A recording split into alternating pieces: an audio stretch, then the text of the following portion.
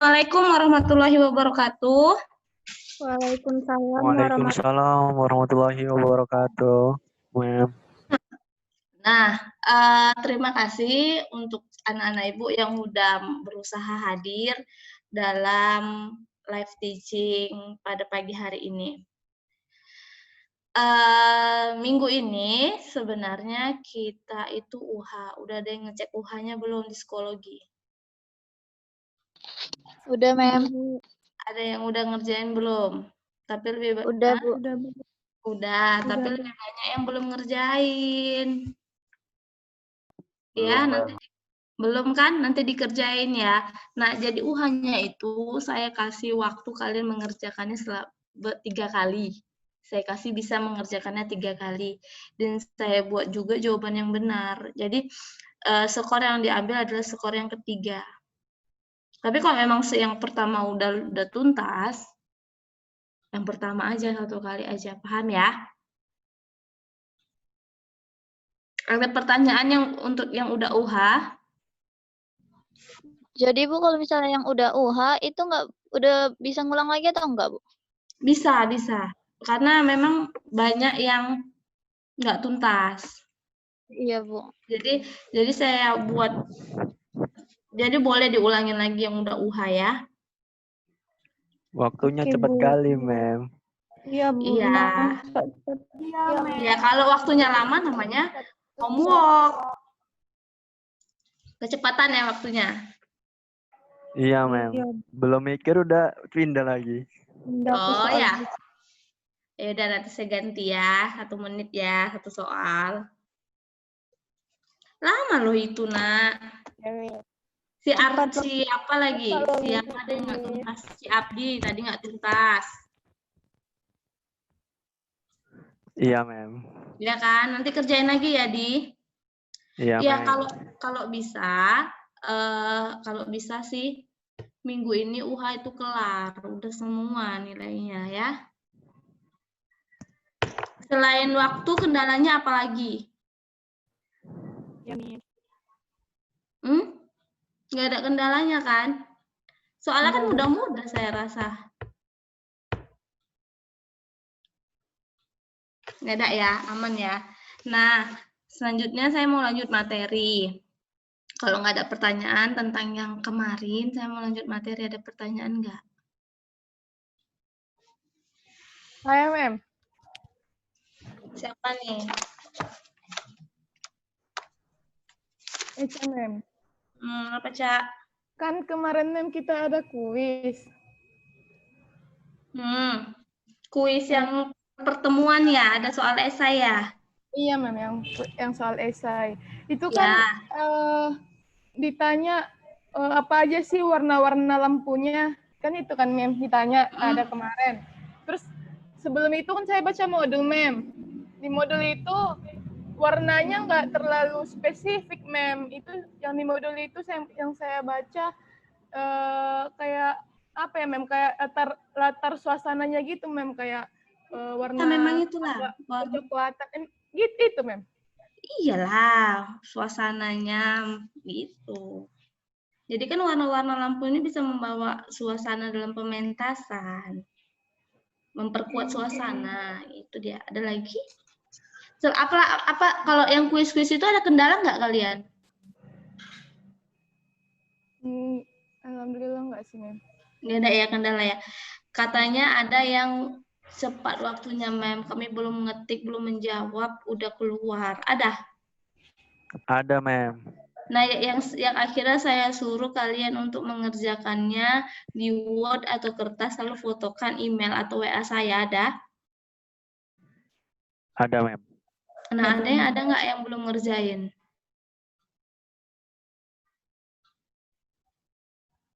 Untuk kuis-kuis yang kemarin tuh ada nggak yang belum ngerjain? Kalau belum ngerjain, saya harap langsung dikerjain ya, Nak. Nah, saya mau lanjut nih materi tambahan. Jadi udah clear ya, nggak ada masalah lagi ya? Iya, Mem. Ya, Mem. Nah, materi kita selanjutnya kemarin kita kan udah merancang pagelaran. Sekarang kita merancang tari. Kemarin tahapannya juga udah saya kasih tahu, ada eksplorasi, improvisasi. Udah kan? Udah ya? Udah, Mem. Walaupun lupa, nanti coba dibuka lagi modulnya ya. Nah, sekarang kita masuk merancang tari. Nah, kemarin kan ada tuh tahapannya.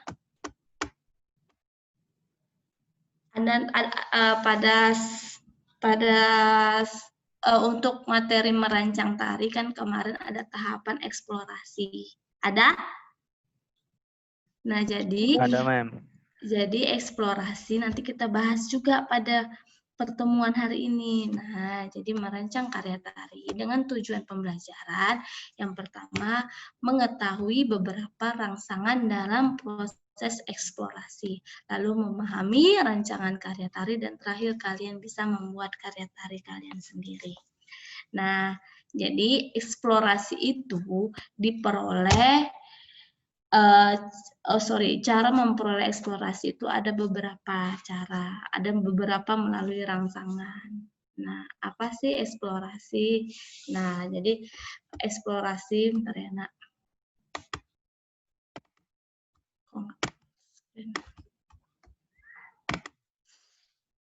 Nah, jadi eksplorasi ini adalah proses. Proses apa? Proses berpikir, bisa juga berimajinasi, merasakan, merespon suatu objek untuk dijadikan bahan dalam karya tari tersebut. Nah, jadi inilah yang dimaksud dengan eksplorasi adalah proses atau pencarian. Paham ya untuk eksplorasi ya? Ada pertanyaan? Nggak ada, oke. Nah, jadi eksplorasi juga kita bisa memperoleh dari beberapa rangsangan. Antara lain ada rangsangan visual, ada rangsang audio atau dengar, atau ada rangsang gagasan ide dan rangsang kinestetik. Nah, apa itu rangsangan visual? Nah, perhatikan dalam slide ya. Nah, jadi rangsangan visual itu mengamati suatu benda hidup ataupun mati untuk dijadikan objek pengamatan. Rangsangan ini bisa muncul dari pengamatan terhadap patung dan lain-lain. Nah, jadi rangsangan visual kita bisa mengamatinya. Paham ya? Nah, apa tuh rangsangan audio? Nah, bisa dari iringan. Pernah nggak kalian ketika proses pencarian gerak atau menyusun gerak untuk keperluan tari, kalian hidupin musik, lalu kalian bergerak. Pernah nggak? Baru kalian cari gerak yang pas. Pernah ketika di CTF ada pensi atau pertunjukan apapun, kalian hidupin musik, lalu kalian buat gerakannya. Pernah? Nah, disinilah itulah namanya rangsangan audio. Nah, selanjutnya apa, Bu? Selanjutnya adalah rangsangan gagasan atau ide. Nah, jadi gagasan atau ide sangat membantu dalam berkarya tari. Ide atau apapun itu dapat dijadikan rangsangan untuk menciptakan gerak. Nah, ide misalnya kalian mempunyai tema dalam tari tentang perjuangan. Perjuangan siapa? Perjuangan pahlawan. Nah, dengan ide, dengan gagasan yang kalian punya, dengan tema yang kalian punya tentang perjuangan, maka gerak-gerak yang kalian ciptakan juga bakalan gerak-gerakan tentang kepahlawanan misalnya ketika perang. Nah, kalian juga terfokus untuk mencari gerakan perang. Nah, seperti itu. Nah, selanjutnya apa? Selanjutnya ada rangsangan kinestetik. Nah, jadi rancangan kinestetik dapat menggunakan gerak tertentu sebagai rangsangan kinestetik. Misalnya kalian mau membuat sebuah karya tari. kalian mencari dari rangsangan kinestetik. Jadi kan tadi katanya rangsangan kinestetik ini dapat menggunakan gerak tertentu. Nah, contoh gerak tertentu misalnya dari tradisional, misalnya sombak adat ini kan gerak tertentu. Nah, inilah rangsangan kinestetik. Kalian melihat tari yang sudah ada. Paham ya? Selanjutnya apalagi ada rangsangan peraba. Nah, peraba kan sentuhan ya, sentuhan lembut, sentuhan kasar, emosi, kemarahan, sedih yang kita rasakan juga dapat dijadikan rangsangan dalam mencipta sebuah karya. Oke ya. Misalnya kita menyentuh sesuatu, mengambil properti. Ada cara bermain propertinya dengan lembut, ada juga yang dengan secara kasar. Nah, inilah rangsangan peraba. Selanjutnya apa? Nah, selanjutnya dalam rangsangan-rangsangan tersebut kita dapat mengeksplorasi. Nah, eksplorasi itu ada beberapa macam. Ada eksplorasi melalui alam. Nah, jadi disinilah alam memiliki ragam yang dapat kita amati untuk kita jadikan gerakan-gerakan dalam mencipta tari. Misalnya, kita mengamati sebuah pohon. Pohon kita sedang mengamati pohon atau daun yang berguguran. Itu bisa dijadikan tari dengan cara apa? Dengan cara pertama kita melakukan pengamatan. Pengamatan bagaimana daun itu tak turun, bagaimana pohon itu ketika ditiup angin, itu juga kita bisa jadikan itu sebagai bahan untuk mencipta tari atau membuat sebuah gerakan dari pengamatan kita terhadap alam atau terhadap pohon tersebut. Paham ya? Untuk eksplorasi melalui alam. Nah, selanjutnya apa? Ada eksplorasi melalui binatang, gitu juga bisa binatang. Nah, bisa kita amati apa aja, bisa dari wujudnya, jenisnya, suaranya, dan tingkah lakunya. Nah, selanjutnya apa? Ada eksplorasi melalui buku cerita. Buku cerita. Nah, jadi eksplorasi buku cerita, kita mengeksplorasi buku cerita, biasanya buku cerita itu kan cenderung ke buku anak-anak. Jadi kita bisa mencari tahu kayak mana tokohnya dalam cerita tersebut, kayak mana lingkungannya, dan lain sebagainya. Selanjutnya apa, Bu? Selanjutnya ada eksplorasi melalui lingkungan. Nah, eksplorasi melalui lingkungan. Nah, lingkungan sekitar kita banyak ragam. Dari bentuk, warna, dan fungsi. Bahkan benda sekalipun bisa menjadikan kita objek pengamatan kita atau inspirasi kita untuk menciptakan sebuah karya. Nah, jadi inilah rangsangan-rangsangan dalam eksplorasi. Nah, selanjutnya kita masuk materi ya. Merancang karya tari. Nah, merancang karya tari itu ada beberapa. Yang pertama, kalian diharuskan menentukan tema dan jenis sajian. Lalu, menentukan penari, menentukan penata musik, dan menentukan busana dan rias. Nah, jadi inilah proses dalam merancang karya tari. Menentukan jenis, menentukan penari, menentukan penata musik, menentukan busana dan rias. Nah, yang pertama kita bahas sudah yang pertama, menentukan tema dan jenis sajian. Nah, ini untuk yang apabila pergelaran tari yang akan dipergelarkan sudah ada, maka ada beberapa hal yang harus dilakukan. Antara lain yaitu menentukan jenis tarian yang akan dipentaskan. Selanjutnya menentukan bentuk penyajian yang akan dipentaskan. Nah, bentuk penyajian itu apa? Itulah ada solo, penampilan duet, kelompok, atau massal. Nah, jadi itu juga harus dipertimbangkan. Selanjutnya apa? Menentukan jumlah penari yang akan dipentaskan. Selanjutnya apa? Menentukan penari dan tarian yang akan dipentaskan. Nah, penari dan tarian itu harus kalian tentukan. penari juga berperan sangat penting dalam proses merancang karya tari ini. Selanjutnya apa? Selanjutnya kalian juga menentukan jadwal dan tempat latihan. Lalu menentukan penyewaan kostum. Nah, selanjutnya ini yang lebih panjang prosesnya apabila pergelaran tari yang akan dipentaskan itu belum ada. Jadi, yang harus kalian siapkan pertamanya adalah menentukan konsep tarian yang digunakan. Nah, apakah itu konsep barat yang global atau konsep timur yang detail, atau bisa juga menggabungkan keduanya. Selanjutnya apa? Pasti dong ada jenis tarian yang akan ditampilkan. Nah, selanjutnya apa lagi? Ada bentuk penyajian tarinya yang tadi ada tunggal atau solo, duet, kelompok atau massal dan lain sebagainya. Ada genre tari. Nah, kalian mau membawakan tari apa? Apakah tari klasik, kreasi baru, kontemporer, modern. Nah, itu juga harus ditentukan.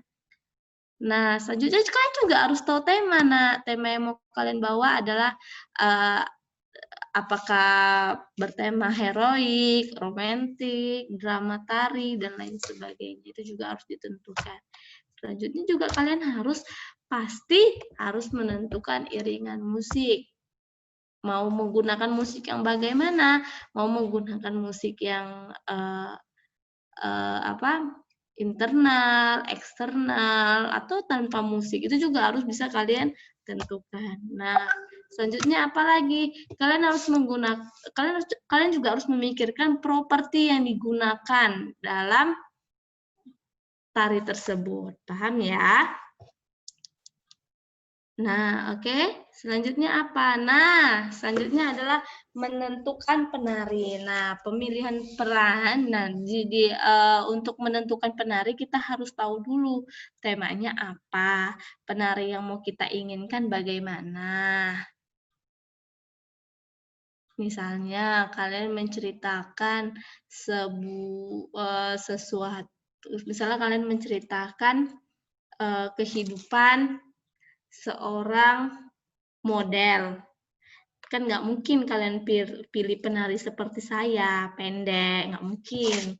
Jadi yang kalian tentukan harus penari yang tinggi-tinggi. Nah, jadi apalagi untuk jika tarian itu berat, misalnya ada lompat, ada salto. Nah, kalian juga harus memikirkan fisik penari, memiliki fisik yang kuat dan pastinya sehat. Nah, itulah menentukan penari sangat-sangat kalian harus memikirkan gaya dia menari, karena walaupun gerakannya sama, tetapi gaya setiap penari itu pasti berbeda. Nah, selanjutnya ada menentukan busana dan rias. Nah, busana dan rias dalam pertunjukan sebuah tari itu sangat-sangat penting. Nah, penata busana dibutuhkan untuk mempersiapkan busana yang akan digunakan oleh penari sesuai dengan kebutuhan pentas. Nah, jadi inilah kerjanya penata busana. Selanjutnya apa? Penata rias. Begitu juga dengan penata rias. Jadi penata rias ini dibutuhkan ketika pementasan untuk melakukan riasan, baik wajah maupun rambut. Nah, juga balik lagi juga sesuai dengan kebutuhan dari pementasan tersebut. Selanjutnya apa? Selanjutnya ada menentukan penata musik. Nah, penata musik ini juga harus kalian pikirkan. Penata musik dan penata tari sebenarnya harus ketemu, harus bekerja sama, menentukan musik pengiringnya, latihan bersama, ini juga harus. Nah, biar apa? Biar antara penari dan pemusik itu bisa kompak dan bisa tahu apa yang mau ditampilkan. Jadi diperlukan latihan bersama. Nah, di sini saya buat penata musik dan penata tari harus bekerja sama dalam menentukan musik pengiring yang akan digunakan. Karena pembuatan musik pengiring dengan aransemen baru harus dilalui dengan latihan bersama antara penari dan pemusik, sehingga penata tari memadukan gerak dan iringan yang sudah jadi dan harus bersifat kompromis. Oke, itulah tadi merancang karya tari. Dimulai dari apa tadi? Menentukan tema. Terus apa lagi? Memilih penari. Terus menentukan tata rias dan tata busana. ya, menentukan penata musik. Oke, untuk sebenarnya ini pertemuan yang akan datang di psikologi nanti saya masukkan di pertemuan yang akan datang karena minggu ini minggu ini kan seharusnya UH kan nggak ada materi.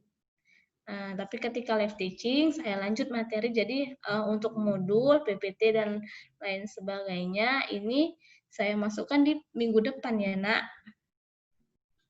Jadi kita live teaching jadi sekarang live teachingnya lebih maju satu pertemuan. Oke. Nah, mungkin itu aja yang bisa saya sampaikan. Sebelumnya ada pertanyaan nggak?